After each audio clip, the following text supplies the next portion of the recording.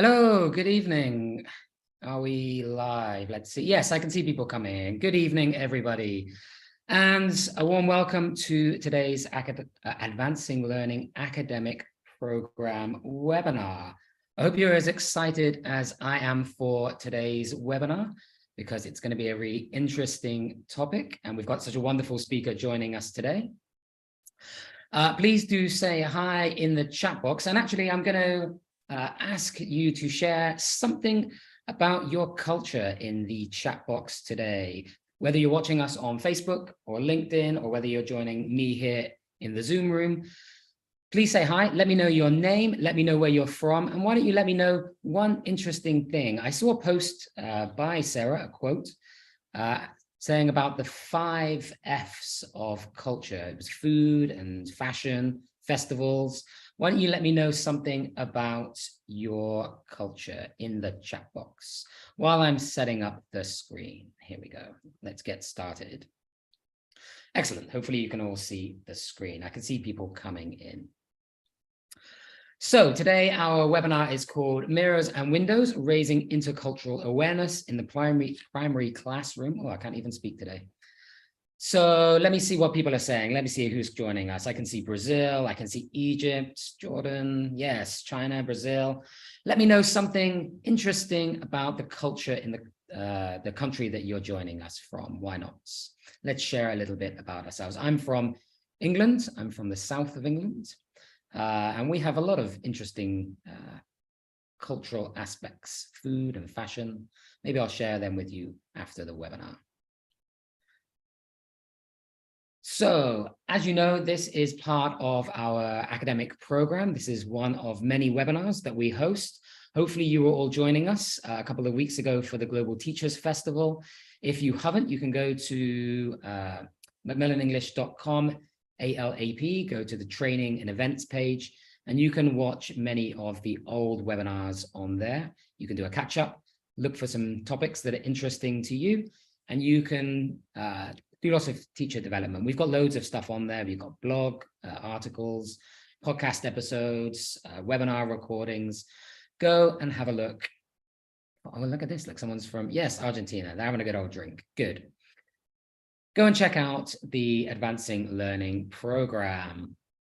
Okay, another question for you. Who likes certificates? Who would like to get a certificate for today's webinar? Of course, we will be sending you one. It will come within a week of this session. So keep an eye out in your inboxes, in your email inboxes that you registered for this webinar. And it may go to junk, so check there first. But if you haven't heard in a couple of weeks, reach out to us and we will help you get your certificates. Okay, let's move on to today because we want to get started as quickly as possible. I almost feel like Sarah doesn't need any introduction. I'm going to bring her in if she's there in the background somewhere, but I'm not sure if we do need to introduce you, because I'm pretty sure everyone who's joining us tonight probably saw you at the recent Global Teachers Festival, and perhaps we'll test them, see if they were listening and paying attention at the Global Teachers Festival. Can anyone remember the name of Sarah's mother who joined her at the Teachers Festival? Let's see if anyone can remember. Who was there? And for anyone who wasn't there, Sarah Hillyard is joining us today. She's a wonderful young learner expert. She just got a master's degree in teaching English to young learners from the University of York. And she's done lots of things. She's been a coordinator.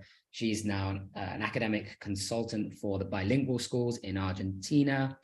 She runs courses, I think the pre-primary course for our partner, Nile. If anybody doesn't know Nile, that's the Norwich Institute for Language Education. They're an amazing professional development and teacher development company who's a Macmillan partner. She works with them as well. And she's also an author of ELT books. And Sarah, you've got loads of stuff going on, right? Loads of great stuff. Oh, and also one of my favorites from the one I remember before is you used to work in theater, right? That's right, Nathan. Yes. Hello, everybody. Marcela Giglione, she said Susan. That's my mum, Susan Hillyard. Yes, I used to perform in the Performers theatre and education company here in Argentina, and we used to travel around a lot. We've been to Mexico, Uruguay, Paraguay, Peru, doing our shows. I did that for 2 years, so that was really exciting stuff.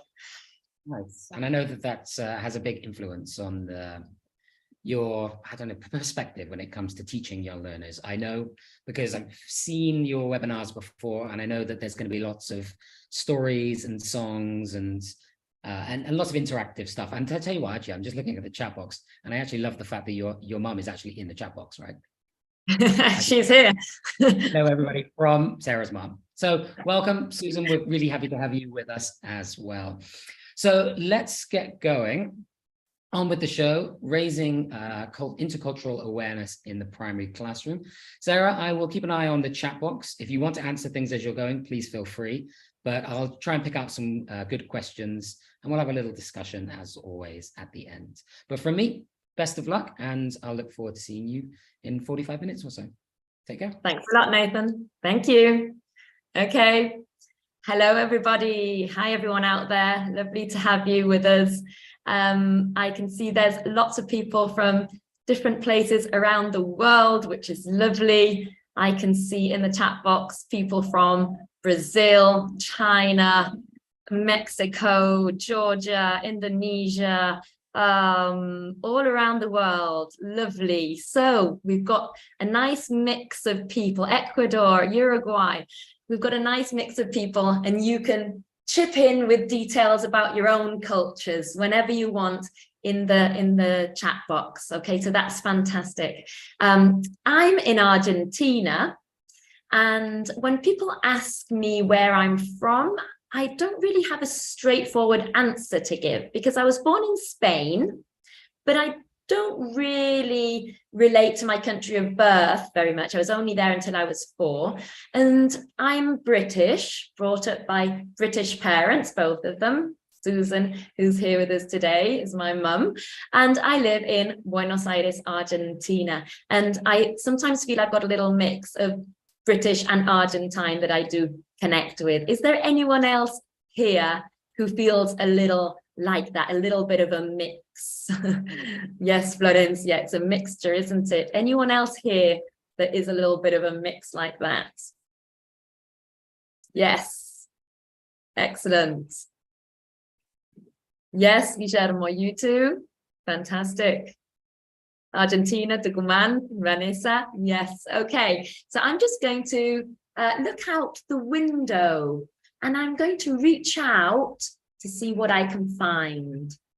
Oh, a story from Nigeria.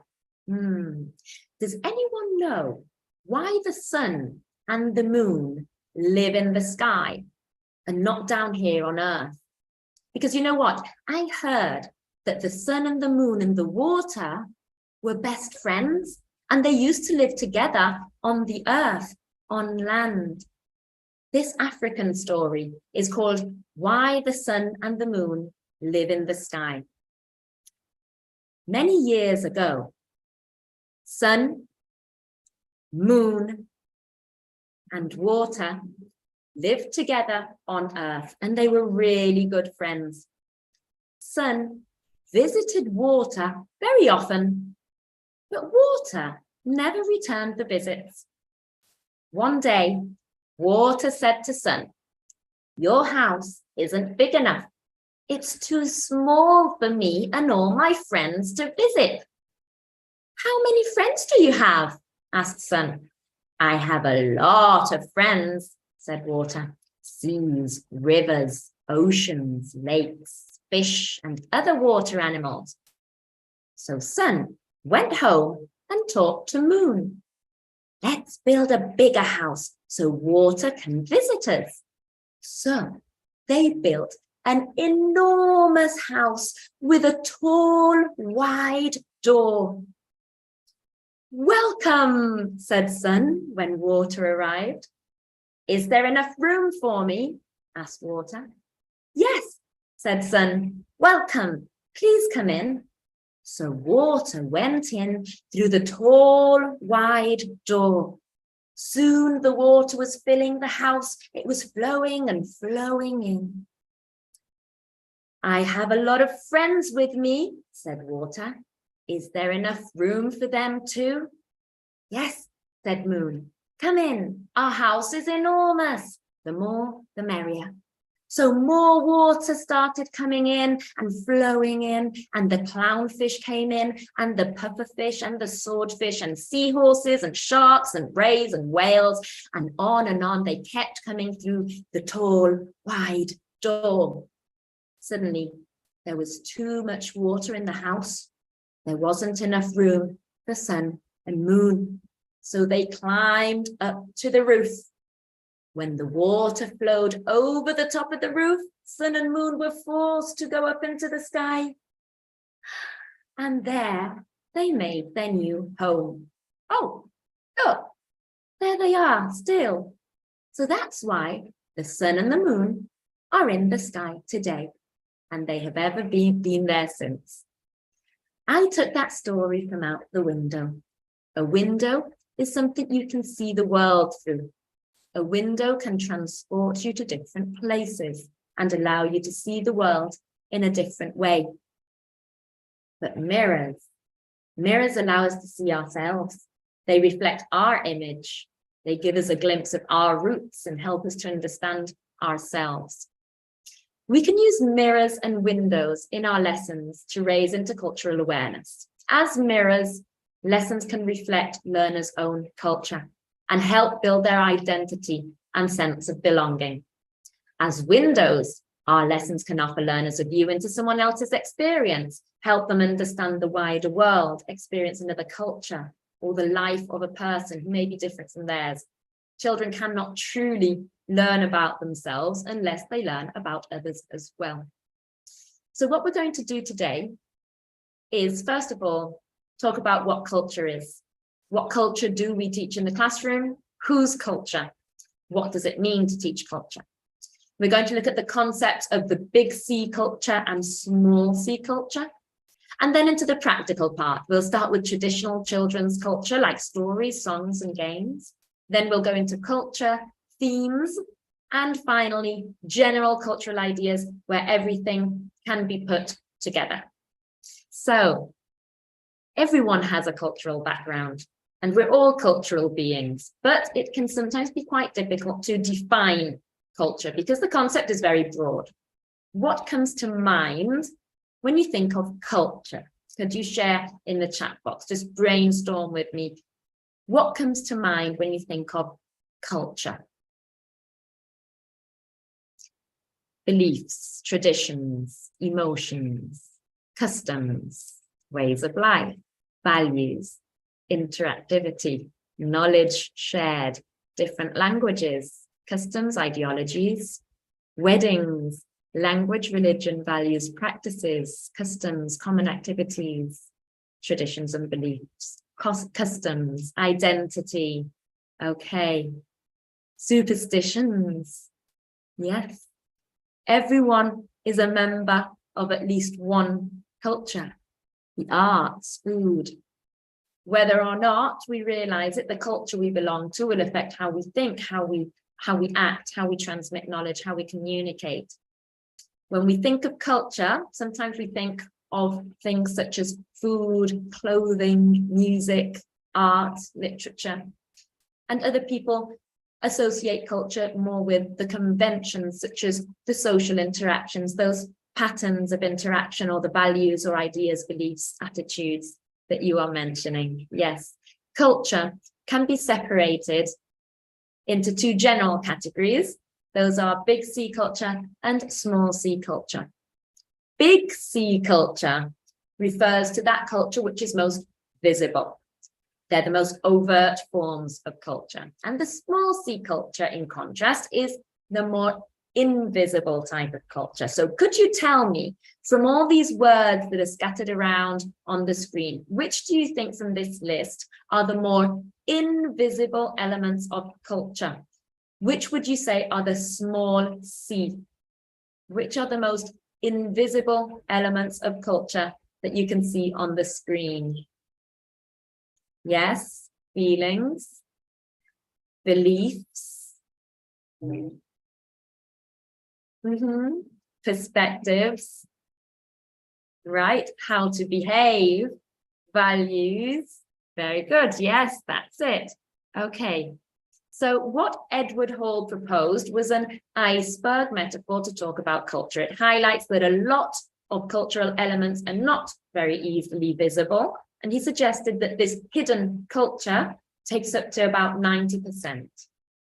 These are the values, the beliefs, the patterns of interaction, attitudes.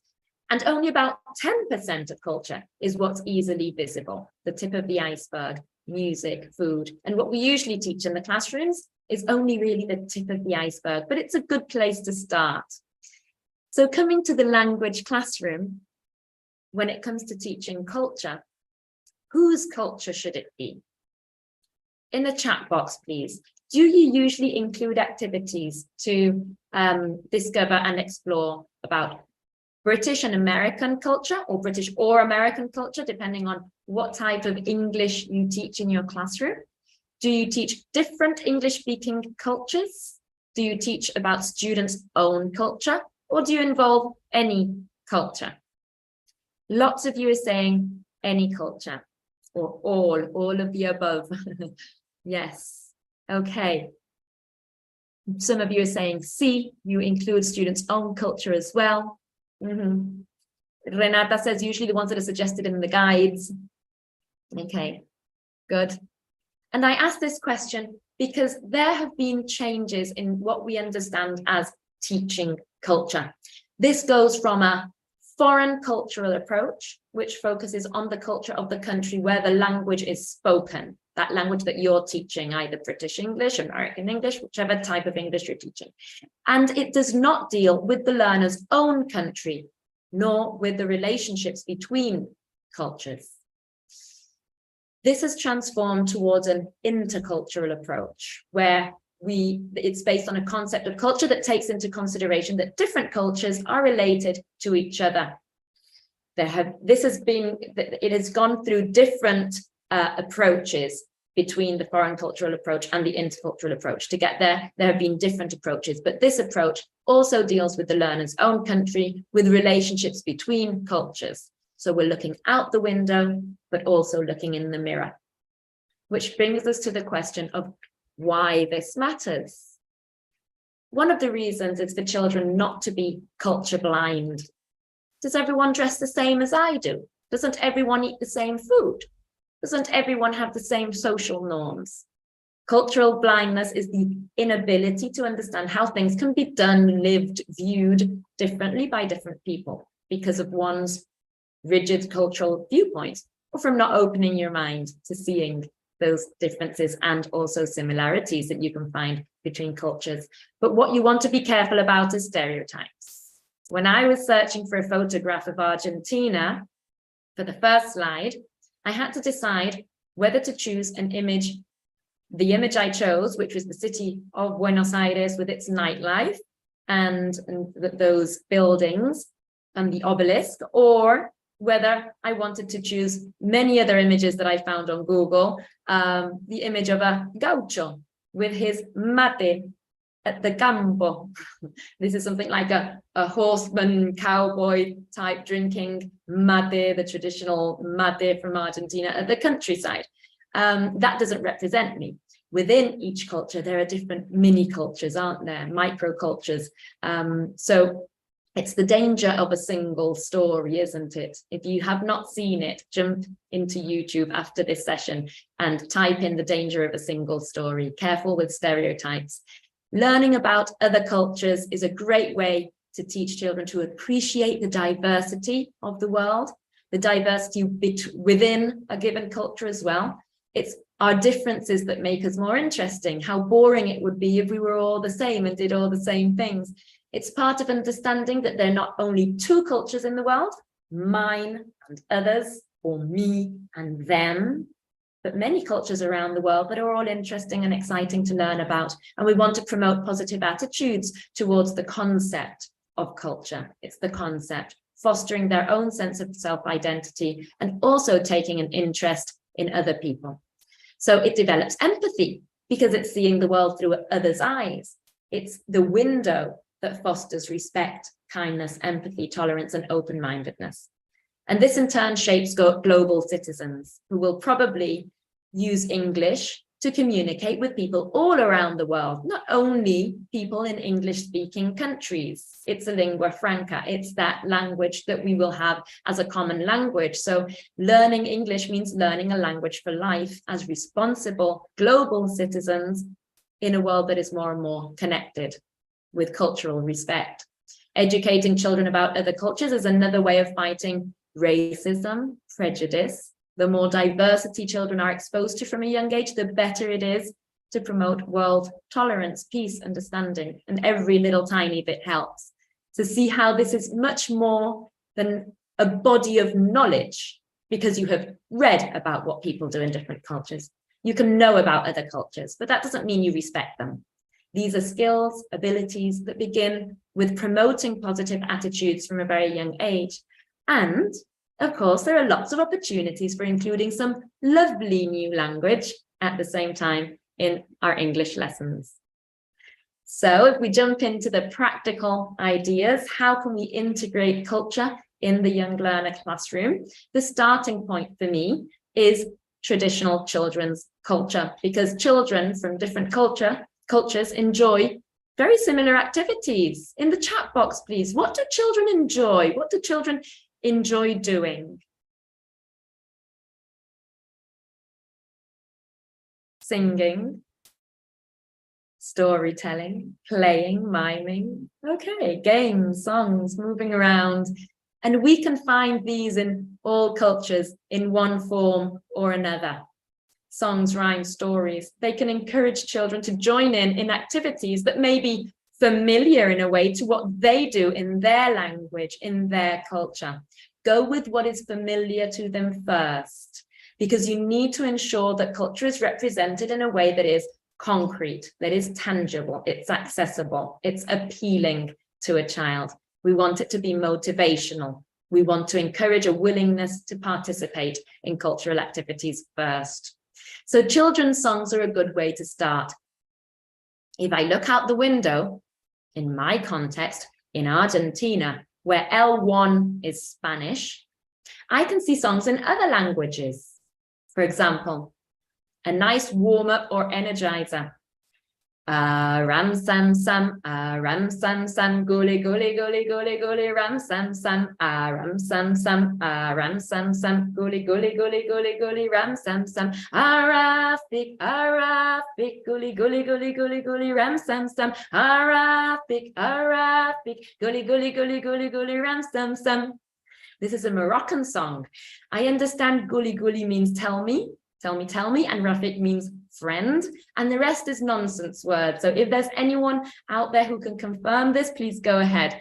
It's a great warm-up and energizer. You start slow, and then you try getting faster and faster.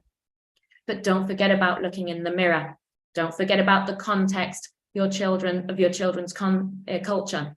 If I look in the mirror here, I see songs and rhymes in the children's own language as well. Insi winsi araña trepó a la canaleta, vino la lluvia y se la llevó. That's Insi winsi spider in Spanish. And there are other examples on the screen of songs that are common in the students' language here in Argentina with those that we know in English. So in my context, this is a song that the children would know in their own language. That is part of their culture. So we can ask learners, do you have a song like this in your country? Can you teach me your version? Bring the L1 into the classroom, that's fine. I'll teach you another version of it. Are they exactly the same? Are they different? It serves to help children to develop a sense of their own identity, as well as recognize universal characteristics we share as well. Guillermo says, la araña trepó a la telaraña. Okay, so maybe in different places it can be different words as well. Yes, su telaraña. Okay, great. It serves to help children to develop their identity, but they're also recognizing the similarities, differences between these tunes. And when children can recognize a song because they can recognize the tune already, they can quickly pick up those new lyrics in a different language and with their own sounds and their own patterns and rhythm. Can you think of any other songs in English that are also sung in the country where you live, in that country's language? You didn't understand the words, but you like the song. Good, yes. Kids love it in Argentina, Florencia says. Yes, yes, they do. Mary Has a Little Lamb, says Jose. Very good. Mary Has a Little Lamb maybe is a song that your students know in their own language as well. Old MacDonald. Yes, those traditional songs. Bingo, Happy Birthday, Wilbur. Okay, there they are. They're coming in. Fantastic. So it's a great place to start. Twinkle, twinkle, estrellita, ¿dónde estás? Yes, good.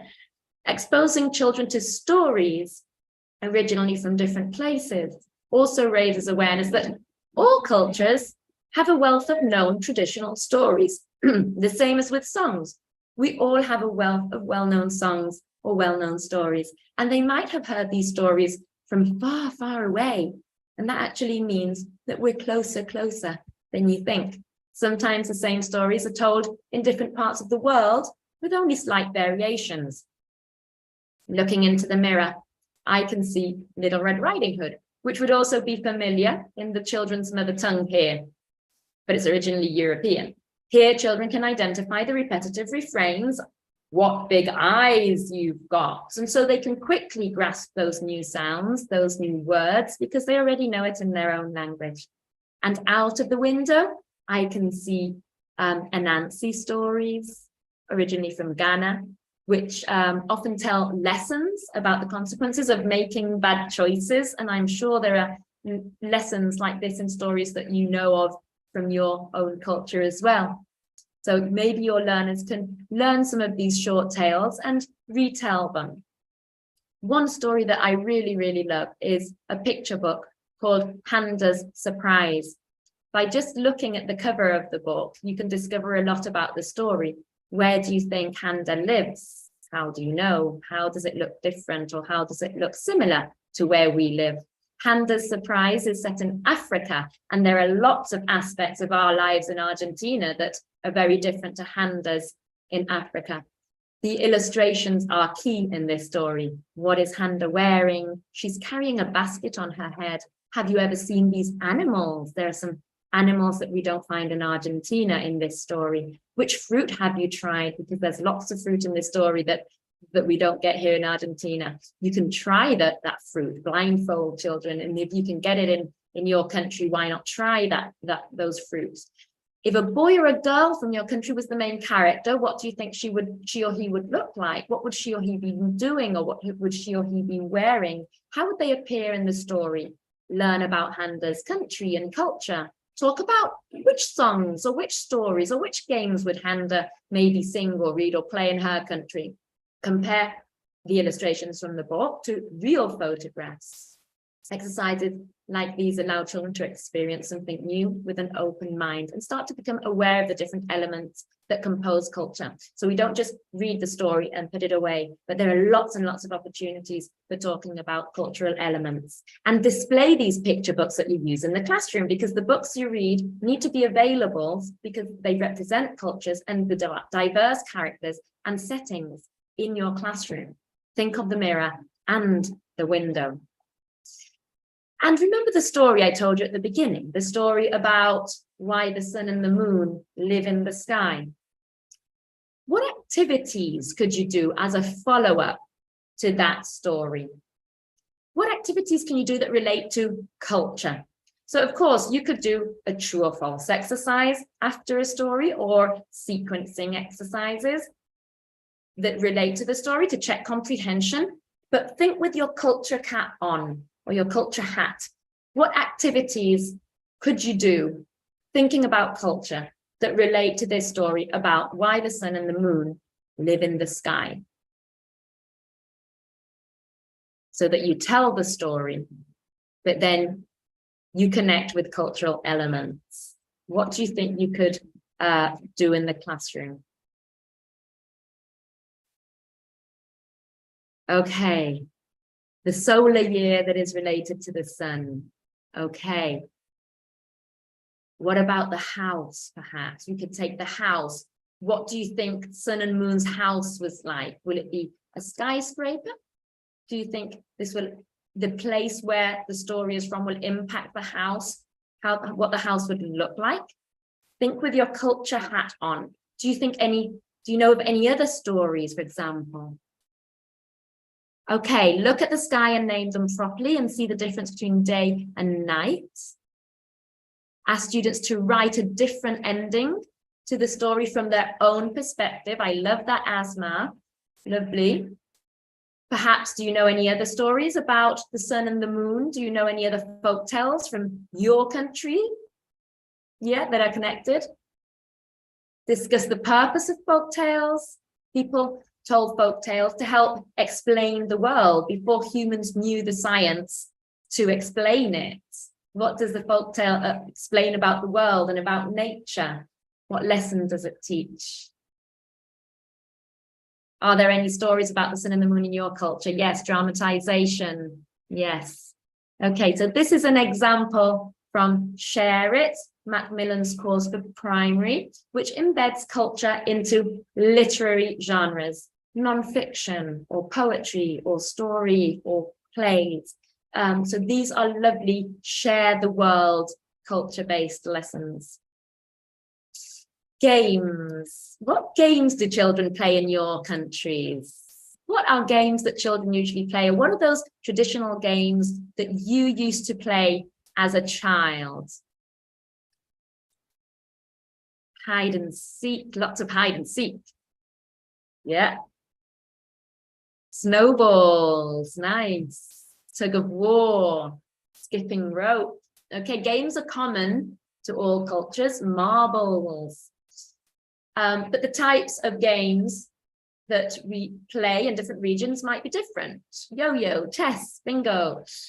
Children can be encouraged to reflect on similar games that they play in their culture and celebrate similarities, but also differences that children do around the world. Children are interested in what other children are interested in. They like to know what other children do. So you can plan to play different types of games from different cultures. For example, the first one is an Australian game called Stuck in the Mud, or Stick in the Mud originally, where you choose one child to be it and tags as many other children as they can. When they do, they shout out, "Stuck in the mud." And that child cannot move and has to stand with their arms and legs apart. The only way to be freed is for another child to come and crawl under your legs and free you. The game ends when all players have been tagged on and are stuck in the mud. So do you know if that game exists in your country? In Argentina, they call this game mancha puente. Mancha puente, because puente is a bridge. So when you're standing like that, it's like a bridge and the others have to go under the bridge to save you. Daniela says congelado. Okay, good. La mancha, yes. Here it's mancha puente because there are different types of mancha, of playing it or tag. So what you're teaching is a lot of action verbs as well, like run, touch, stand, crawl, tag, don't move, arms and legs apart, and the phrase stuck in the mud. They are played the same way, are they, Halima? Okay, excellent. Asthma, freeze, yep. You want someone to unfreeze you and they run one after the other. That's right. Okay, so you see that in very different places, we play very similar games. And it's good for children to understand that. We're far, far away, but we're quite close together as well, because there are lots of commonalities between what children do in different cultures. We might call it something different. We might play it in a slightly different way, but we still do very similar things. Catching stars is from Africa, where you have two groups. You have stars and catchers. The catchers stand in the middle and stars stand at one end. And catchers say, starlight, star bright, how many stars are out tonight? Does that remind you of anything?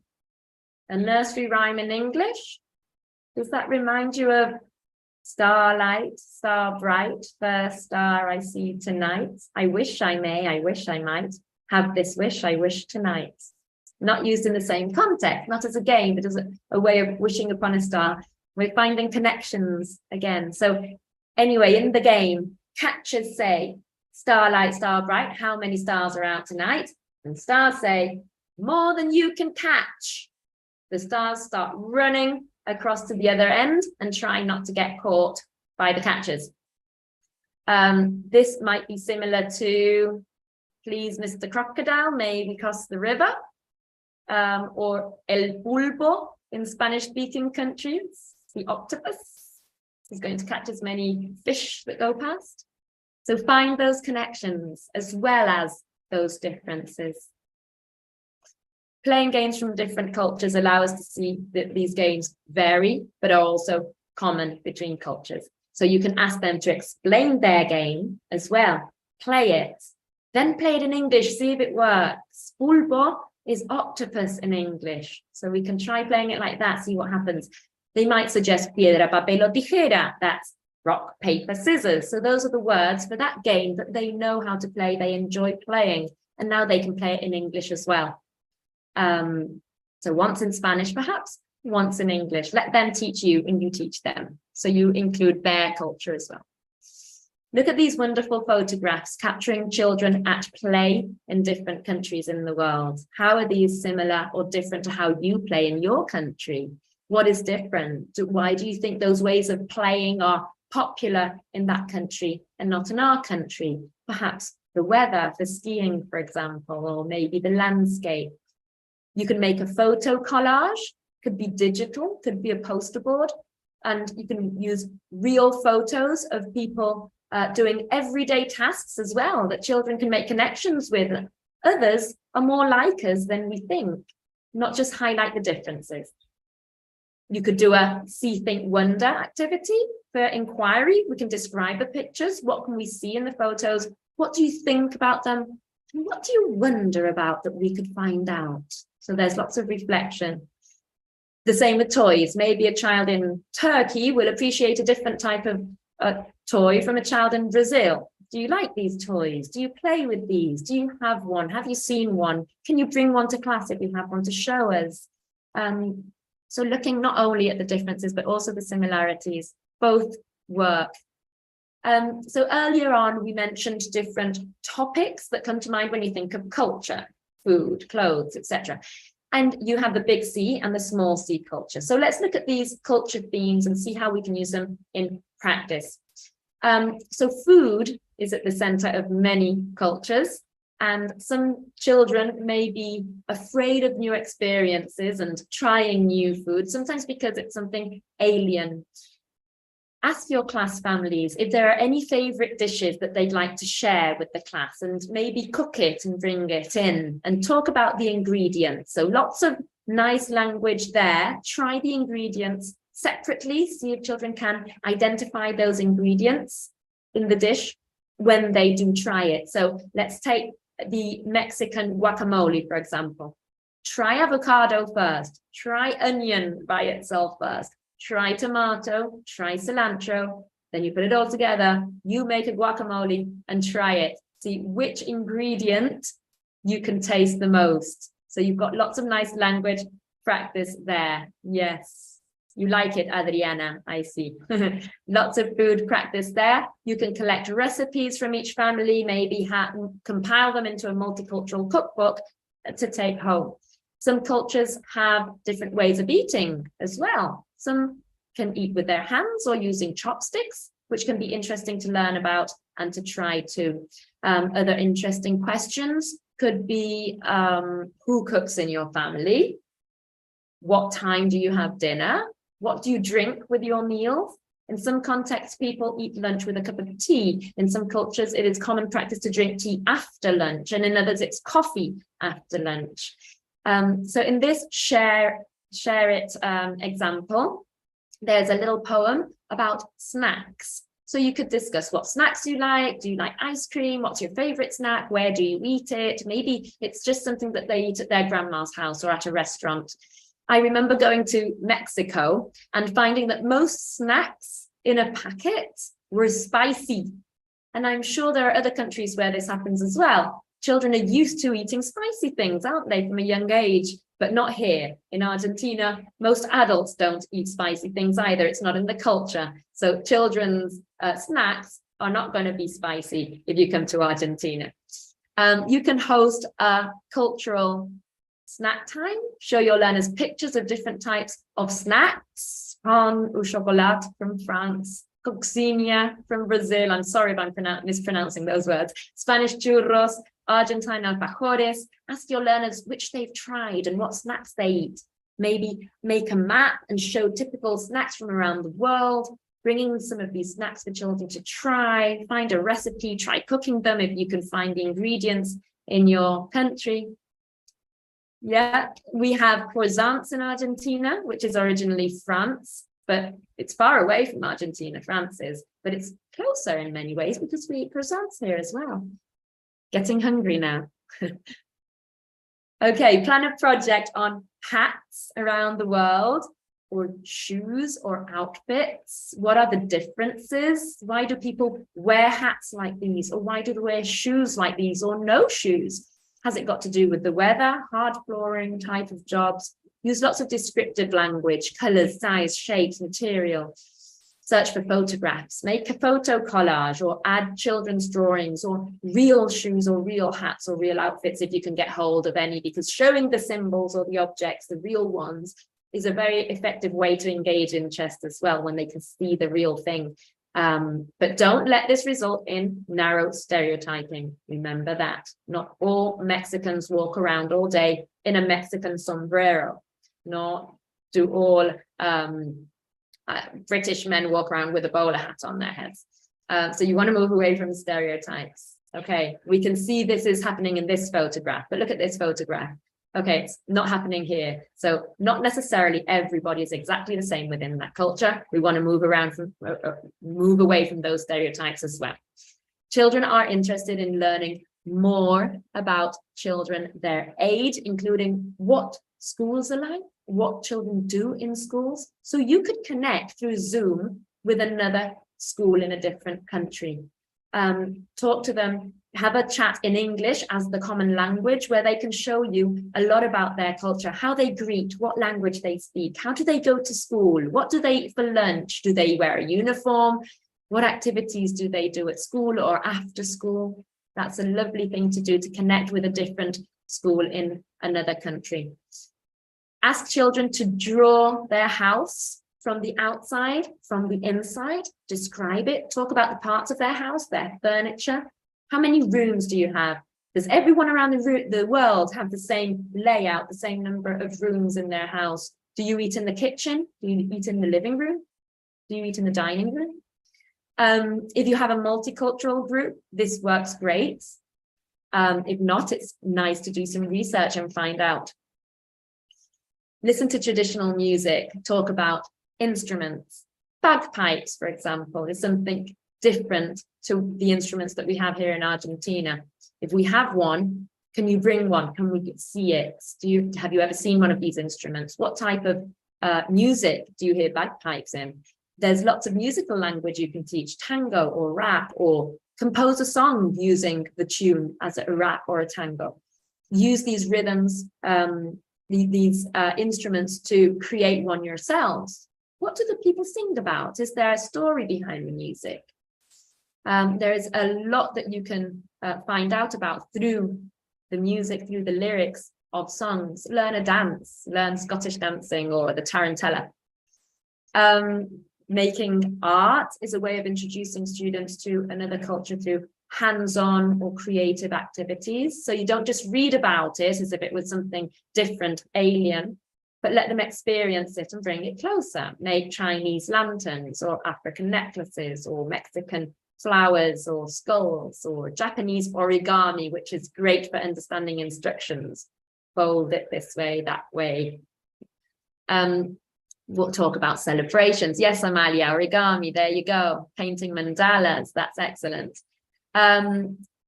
Celebrations, when you're celebrating festivals, you can host a monthly cultural party that children will look forward to.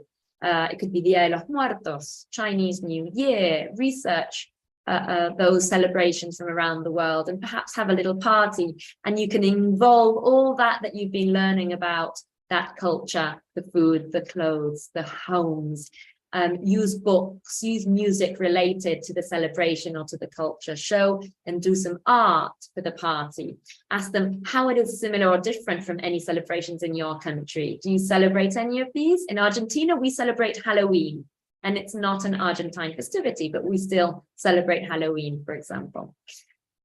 So to sum up all of what you can learn about a different culture, you can plan a weekend in different cities. This is another activity from the great Share the World lessons in Share It, where what you do is you choose a city and you start investigating about it, but you propose it as though it was you're planning a weekend in a different city. So where shall we go first?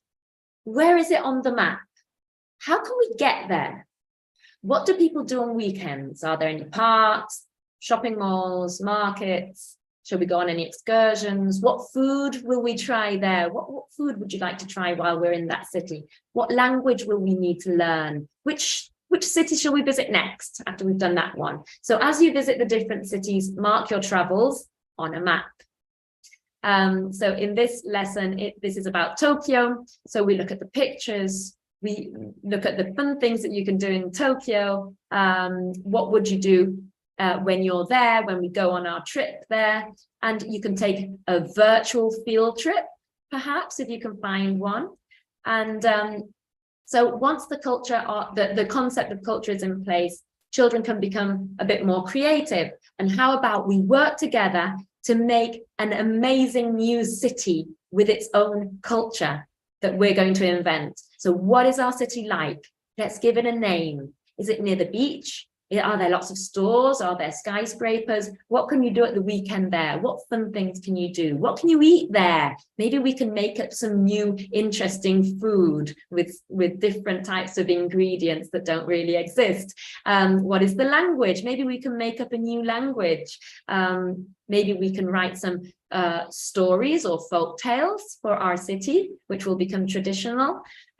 Create some typical music. What are the houses like? What are the values? What's important? Friendship, recycling. So it's a nice way of rounding up the whole idea of what culture is, either by planning a trip to or creating your own culture after learning about cultures from other cultures.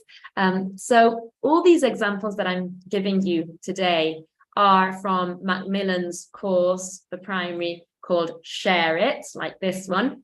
And I thought it would be a nice occasion to mention our new Facebook community group that I'm leading for Share It teachers around the world. Whether you're already a Share It teacher or you're a user to be, you can join. You just need to scan that QR code on the screen with your phone. And what you will get is lots of teacher tips, weekly posts, live videos, quizzes, posts about pronunciation, communication, collaboration in the classroom, how to teach values. And we welcome a lot of sharing and exchanging of ideas and questions. So you're invited to participate and to interact. So we hope to get lots of teachers joining our community. Have you scanned it? Okay, you're all welcome. So talking about sharing, would you please like to share in the chat box what is one thing that you would like to try out in your classroom related to culture? What would you like to do in your classroom? Will you do a photo collage? Will you plan a weekend in a city? Will you work on a theme like clothes or homes? Will you use traditional children's stories and songs? What is that one thing that you would like to start with that you have taken away from today? We've got food, different games, cooking class with recipes from a different country, singing, a trip to a foreign city, recipes, a storybook and a picture collage, games, photo collage, songs, planning a weekend, good, a cookbook again, the song of different cultures, themes and children's stories, stories from around the world, a cooking class, a tour around different cities, costumes, famous tales, games, traditional costume day, lovely festivals, lovely projects, rhymes, fantastic. A cookbook, of course, Mum. Yes, of course you would. A culture, music traditions, culture day, fantastic. Games, really fun. Yes, absolutely. So just to finish our session today, I started with a story and I'm going to finish with a story. And to finish, this one is called Whoever You Are. Little one, whoever you are, wherever you are, there are little ones just like you all over the world. Their skin may be different from yours, and their homes may be different from yours. Their schools may be different from yours, and their lands may be different from yours. Their lives may be different from yours, and their words may be very different from yours. But inside, their hearts are just like yours, whoever you are, wherever they are, all over the world. Their smiles are like yours, and they laugh just like you. Their hurts are like yours, and they cry like you too. Whoever they are, wherever they are, all over the world. Little one, when you are older and when you are grown, you may be different and they may be different, wherever you are, wherever they are, in this big, wide world.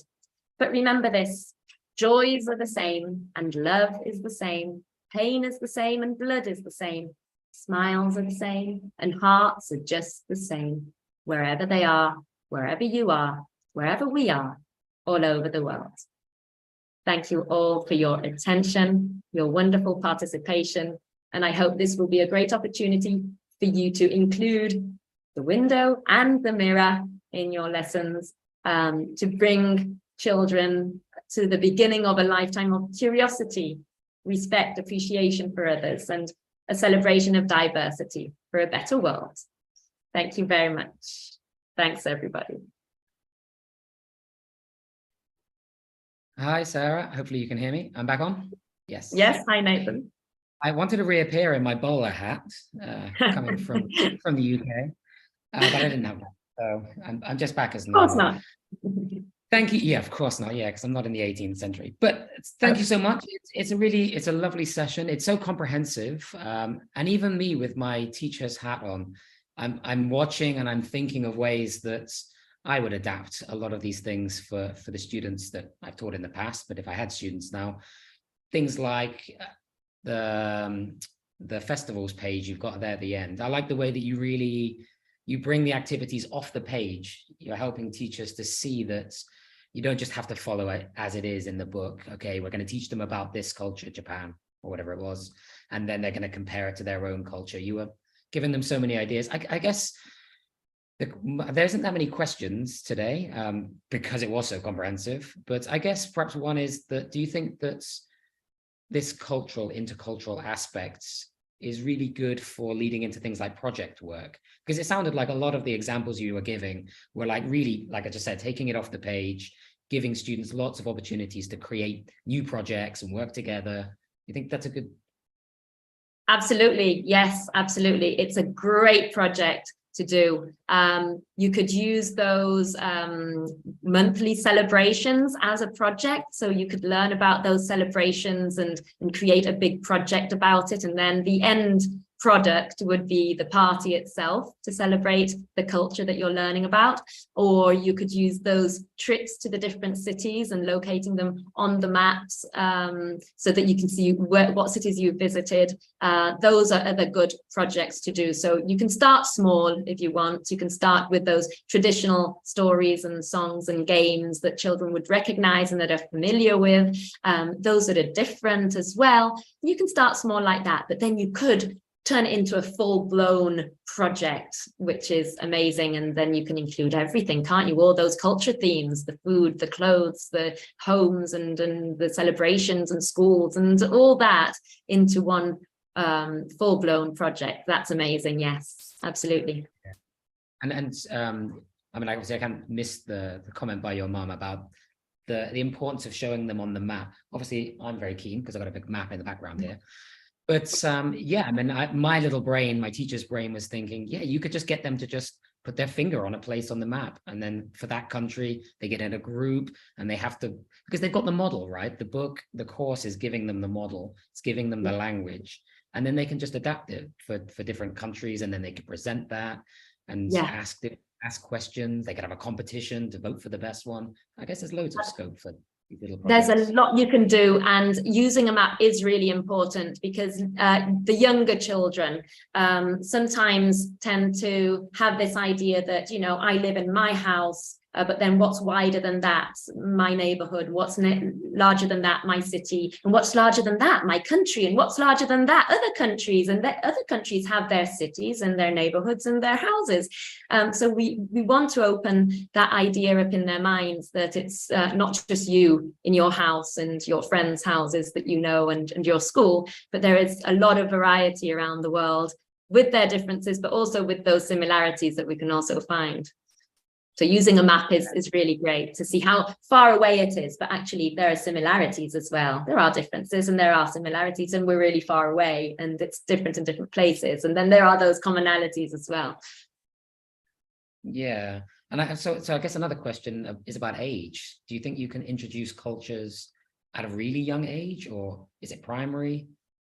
Yeah, I would start with traditional children's culture, songs and stories and rhymes from a very young age. That's perfectly, yes, acceptable. You can do that really, really well with the very young ones, even pre-primary. And then, yes, as a project, you could definitely say, we're going to find out about this country and a given country and start researching even when they're very, very young. Yes, and start getting them to think about this concept of culture from a very young age. But of course, you will start with the big C, with those visible elements for the younger ones, because it needs to be really concrete, really tangible, and it needs to be visual for them. So you would probably start with the big C, wouldn't you, with the younger ones? Yeah, you definitely would. And I guess the aim is that we want to, I mean, you use a really good phrase, which is that sowing the seeds of curiosity, because what we want, I guess, is when they leave primary and go into secondary and become teens, is we've given them the tools to be able to then engage with culture, as you're saying, the variety of culture, stereotypes. You know, even where I'm from England, and people think about stereotypical England, but I'm from the South, from Cornwall, and we've got a very distinctive culture. We've got you know, there's our own language, customs, clothing. And so, you know, it's getting under the skin of that culture, I guess. And as they get older, we then want them to be interacting. So I know people before were mentioning things like empatico. So, you know, being able to connect with students in other parts of the world and then ask them questions, be set up to be able to use English, to be, you know, for students in my region, let's say in the UAE or Egypt, to be able to communicate with someone in Mexico and say, this is what I think Mexico is like, but tell me more. And I have all these follow-up questions. Yeah. And by starting when they're very, very young, you're doing this, aren't you? You're planting that seed of curiosity, and you want them to be curious about others and what others do and how others live and what's interesting about that. So as they become curious, they will ask these questions, and as they grow, they will be able to ask even more questions and go deeper into these cultures. So that, I think, is the starting point, is to plant that seed of curiosity. There are other ways, so let's find out. Yeah, absolutely. Okay, I do have one question. So I'm going to be a little bit challenging, I guess, because we've got so many different people and they're from so many different parts of the world. I'm trying to empathize and think about this from the perspective of a teacher. Do you think that some teachers worry about teaching culture, that they will say something they shouldn't, that parents are analyzing everything that they do? you've been a teacher. I'm sure you've had parents come up to you and say, like, you shouldn't have told my student, my son or my daughter this. Do you think that teachers worry about that? And if they are a little bit worried about that, you got any advice that would help them maybe get started? Yes, I understand what you mean, Nathan. And I think it can happen. It's quite a sensitive element, isn't it, in the classroom? You have to be careful. And if you've got a multicultural group, or you've got children from different backgrounds, cultures, religions, you have to be very careful, of course.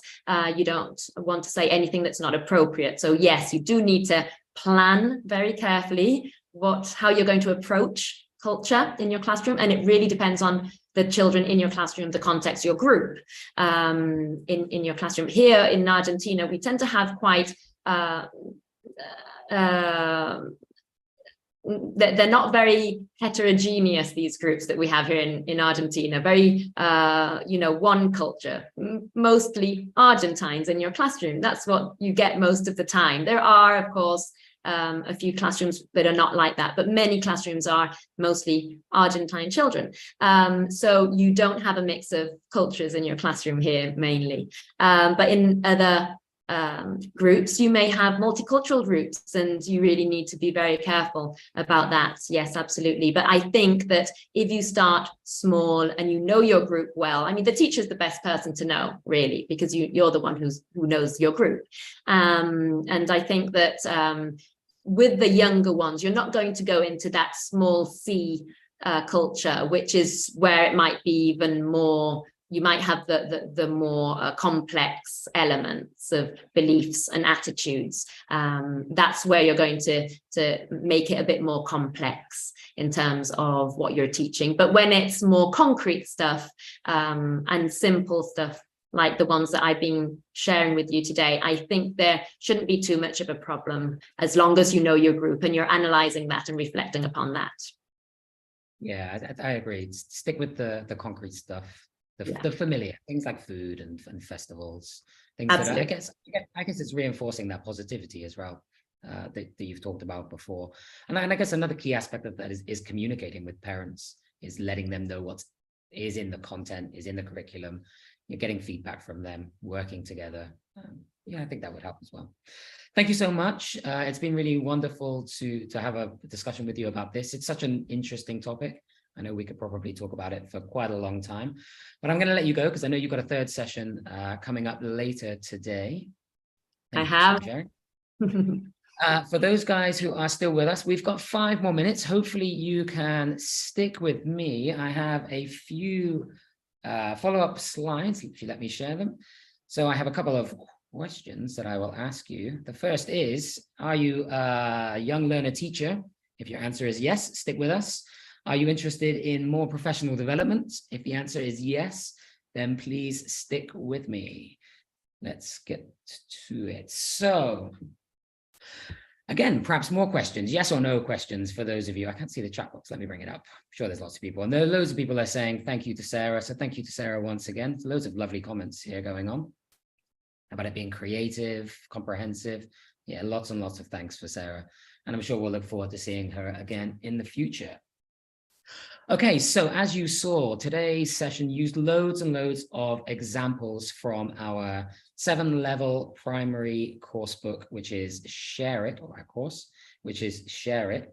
And again, I've got some other yes or no questions for you. So would you like to walk into your young learner classes and see a sea of faces full of positivity, eager to learn and work together, and with a can-do attitude? Any yeses to that? Let's see if we get some yeses. I'm sure there is. Would you like to develop a more inclusive and collaborative classroom experience for your students? I can see lots more yeses. Good. And the last question, yes or no, would you like your students to speak more in class? Big yeses. I can see loads of yeses. Okay, good. So Share It might be a course that you are interested in if you're not using it already, because it is being designed with a growth mindset embedded into the course itself. It nurtures this sense of empathy and focuses on values throughout, things like respect, kindness, and responsibility. And there's loads of stuff to support you in creating a positive classroom environment. Guiding your students to understand and use English, so giving students a reason to use meaningful language by sharing about their own cultures, as we've seen today, or giving them opportunities to create projects to share about other cultures, but giving them a reason to use the language. And they get to do that in controlled practice through a variety of ways, things like pair share, again, collaborative, group share, even more collaborative, and class share as well. You've got video animations, you've got presentations to help you, you've got a wonderful digital application that you can use with Share It as well. And the last thing that it has is these culture lessons and collaborative projects, focusing on social and emotional learning and these values that we've just been talking about, to promote a culture of kindness and inclusion in your classroom. So if you're interested in learning more about Share It, we are going to share a link in the chat box. We also have something called the Teachers Share It Teachers Program, which Sarah did mention during, and she showed you that QR code. Hopefully you scanned it onto another tab that you can look up later. So if you're using Share It, you can join this community, and Sarah is the ambassador for that. So there's loads of stuff on that Facebook group. Sarah shares lots of other tips and content as well. The form is right there. I can see it. Post it in the chat. So click on that link or scan the QR codes and you can go and learn all about Share It or any of our other Macmillan courses. So go and fill out the form and we will get in touch with you as soon as possible. Okay, I also asked you if you were interested in more professional development. If you are joining us from Asia, or if you're a night owl somewhere else in the world and you like to just stay up late at night, you can join the other 2 sessions which are happening this week. This session today is the first of 3 for the Asia market. And we've got our Asian colleagues, Del and Super, who are fantastic, who are going to be running a couple of sessions. One on Tuesday, looking at what's trending in the world of ELT, and then another one on Thursday. So scan those QR codes or go to the Macmillan Education Asia Facebook page, and you can find the links to join on there as well. As always, you're going to get your certificate for this particular webinar within the next week. If you haven't heard from in a couple of weeks, do let us know and we will make sure you get your certificates, because we know how important they are to you. So we'll get them to you, but yours should arrive within a week. Keep an eye on your spam just in case it's in there. And that's all from us this evening. Thank you so much. And thank you so much to Sarah once again. We hope you've enjoyed today's webinar. It's been very thought-provoking and given us lots and lots of ideas to use in our young learner classrooms. And we'll look forward to seeing you very, very soon. Don't forget to go to macmillanenglish.com/trainings and register to see what upcoming webinars are happening. But for now, thanks very much and enjoy the rest of your day, everyone. Take care and we'll see you all soon. Bye-bye.